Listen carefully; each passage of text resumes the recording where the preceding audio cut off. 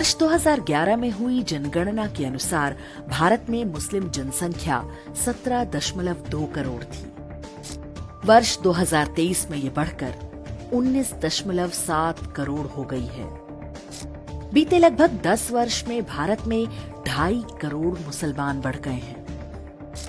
अनुपात की दृष्टि से देखें तो ये दोनों ही संख्याएं कुल आबादी की 14.2% हैं। लेकिन इन आंकड़ों का वास्तविक अर्थ समझना आवश्यक है। मुसलमानों में साक्षरता की दर 77.7% हो गई है। श्रम शक्ति में उनका अनुपात 35.1% है। 94.9% मुस्लिम जनसंख्या को पीने का स्वच्छ जल उपलब्ध है। 97.2% के घरों पर शौचालय की सुविधा है। 50.2% मुसलमानों ने 2014 के बाद पहली बार नया घर खरीदा या बनवाया है। ये स्थिति बताती है कि भारत में मुसलमान बहुत पिछड़े और गरीब हैं का जो नैरेटिव बनाया गया है वो पूरी तरह आधारहीन और छद्म है।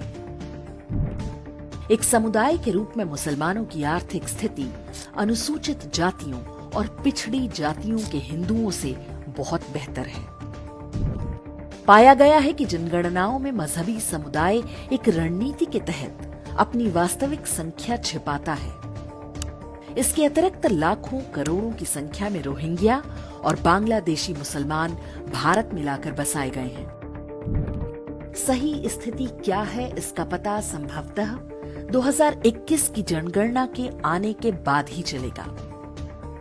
कोविड महामारी के कारण जनगणना का कार्य स्थगित किया गया था, जो अभी तक शुरू नहीं हुआ है।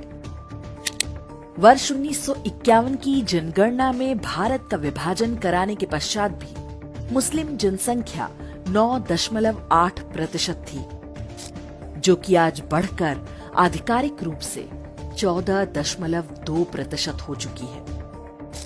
जबकि इसी अवधि में हिंदू 84% से घटकर 80% से भी कम हो चुके हैं। हिंदुओं में बड़ी संख्या में सेकुलर और ऐसे मतिभ्रष्ट लोग हैं जिन्हें बीते 75 वर्ष में ब्रेन वॉश करके हिंदू धर्म से लगभग काट दिया गया है। बड़ी संख्या में क्रिप्टो क्रिश्चियन और नव बौद्ध भी हैं जो आरक्षण और अन्य सरकारी सुविधाओं का लाभ लेने के लिए खुद को हिंदू बताते हैं। ये वर्ग हिंदू धर्म की जड़ें काटने में सबसे आगे है। स्वतंत्रता के बाद से ही कांग्रेस सरकारों ने हिंदुओं के धर्मांतरण को बढ़ावा दिया। उसका परिणाम है कि ये छद्म हिंदू आज पूरे सरकारी तंत्र में दीमक की तरह फैल चुके हैं।